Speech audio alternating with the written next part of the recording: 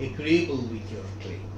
And the third is that the application by the creditor must be filed within a period of 1 year from the date of committing the act of bankruptcy. Supposing the debtor has done an act of bankruptcy, say March 2020, the application by the creditors must be filed by February 2021. That means within a period of 365 days. And to tell you frankly, this 365 days will be calculated by the court meticulously, month-wise. Once the 365 days is over, that you cannot file an application on the basis of that act of bankruptcy. So these are the three things that creditor must satisfy under section 12. Number one,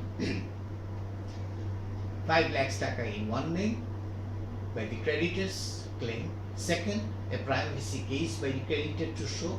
Thirdly, you have to file the application with a period of 1 month. Otherwise, that will go into limitation. So if these three things are present, then under section 12 of the Bankruptcy Act, the bankruptcy court will declare the debtor as a bankrupt. Now, about when the debtor can apply. For debtor can apply, you have to look to the section 13, that is on page 11, when debtor can apply. Section 13 of the Bankruptcy Act. Basically, there are two grounds on which the debtor can apply. But before we go to the two grounds, the first and the foremost important thing for a debtor is that at the very outset of his application to the bankruptcy court, he must categorically mention that, Your Honor, I am unable to pay my credit, my borrowed money to the creditors. That means an assertion from the debtor to say that I am unable to pay the creditors.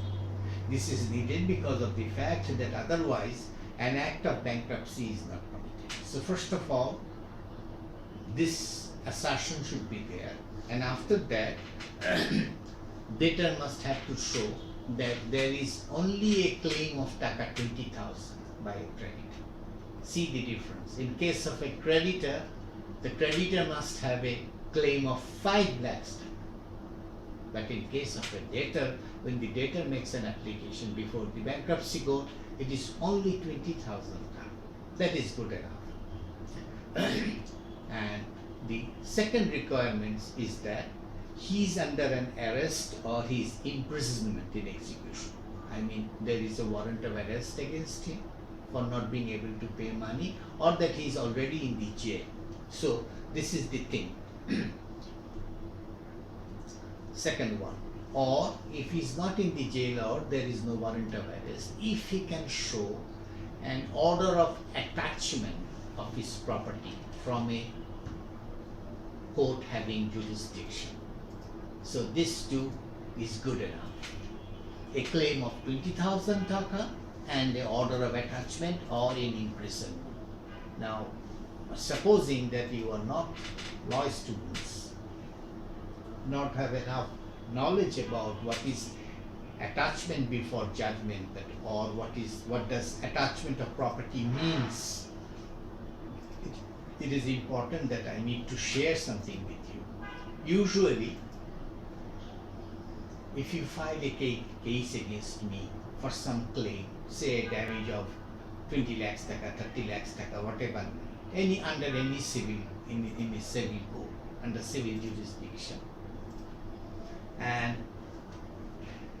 after filing that application, if you are little worried that even if you win the case, there is a possibility that that gentleman against whom you filed the case might sell the property or try to do something from which you will not be able to realize the money, because that may be his only property. Supposing a 2-story building, your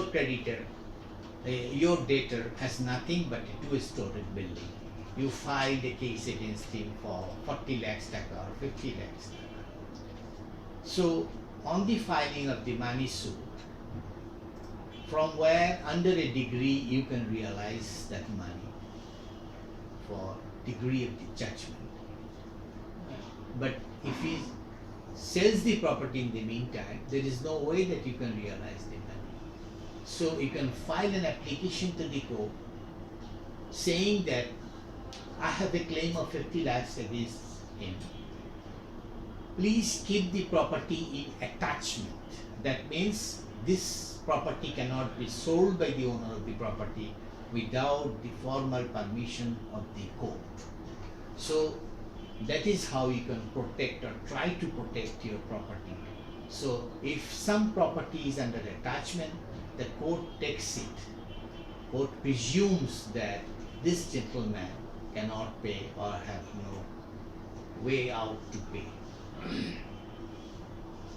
So this is section 12 and 13, which is very important for you to know when creditor can apply and when debtor can apply. One more thing that I need to share with you under section, and my discussion under section 12, you can find that when can a secured creditor apply under a bankruptcy proceedings? Now creditor can be secured, the creditor can be unsecured. I mean a creditor having a secured credit, other may not have a secured credit. Who is a secured creditor? A creditor who has given loan to somebody but has taken something as security. Supposing if I go to you and say, can I borrow 5,000 taka from you? I will return it back within 7 days. You say, okay, fine, sir. But then again, can I have your watch? That means you are ready to give me 5,000 taka, but in lieu of that, you want to take my watch as security. So in that case, you will be a secured creditor. So sometimes people are confused. I mean, whether a secured creditor can apply under the bankruptcy proceedings. Yes. Section 12 allows a secured creditor to file an application under the bankruptcy proceedings. But then again, there is a procedure. The secured creditor must give up his security. He will go to the receiver and say, I am giving up my security. I am with all other creditors. Please deal me as a normal creditor. So then he will be considered as a normal creditor. And he will have to surrender his security to the receiver. Or he can try to realize his claim under the security. Suppose a house is mortgaged by a bank and I am under the bankruptcy.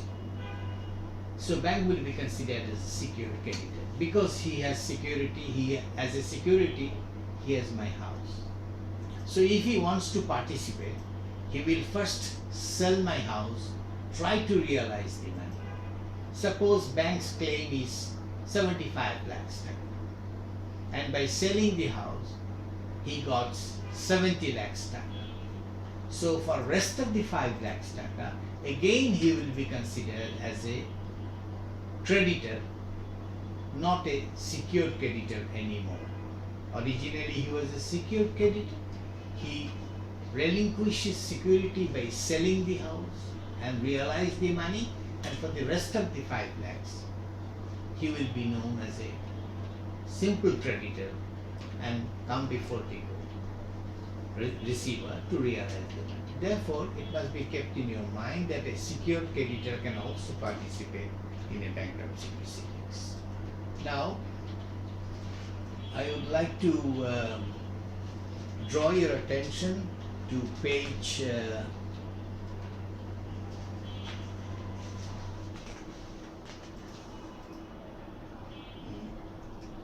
11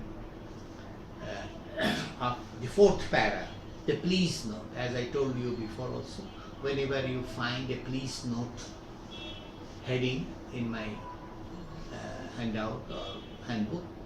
It's something very important for you to look into. There is some anomaly somewhere, something like that. So in page 11 there is a please note where I try to make you understand that it is wrong to think that a bankrupt should be someone who don't have any economic stability or a poor person or something like that.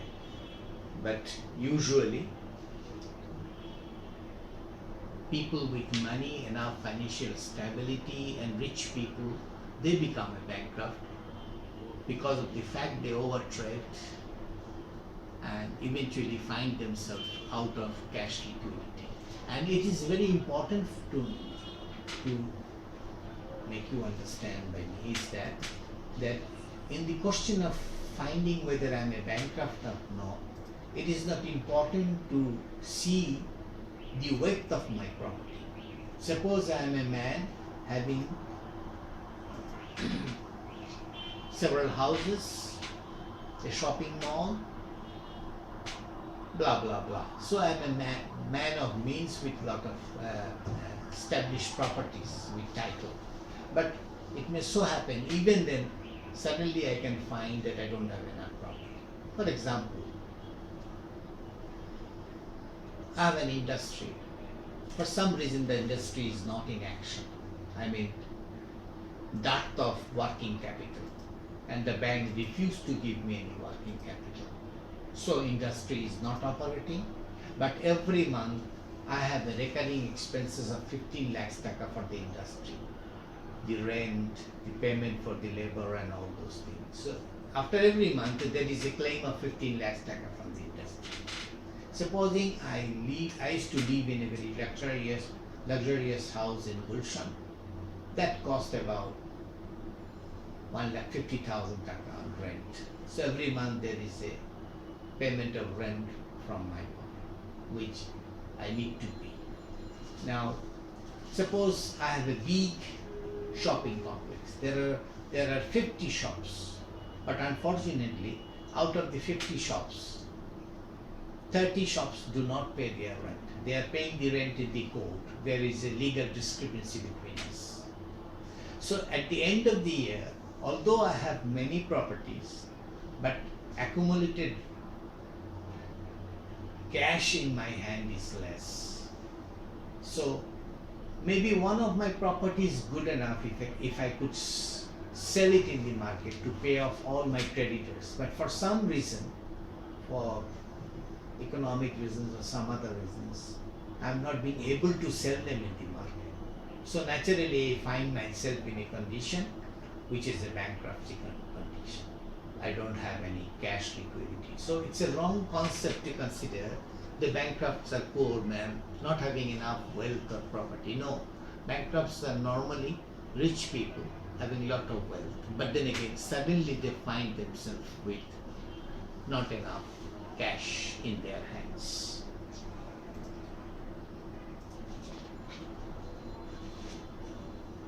Thereafter, there are in page 12, there are procedures how to deal about in the court. I did share with you that the creditor will file an application. On the basis of the application, the court will issue a show cause notice to the debtor. Debtor will come up with a reply, which is legally known as written statement. The court will fix a date of hearing. On the date of hearing, both the parties will be heard by the court, and eventually the court will decide on the application whether the person will be adjudged as a bankrupt or not. If the person is adjudged as a bankrupt, his property will vest to a person called receiver.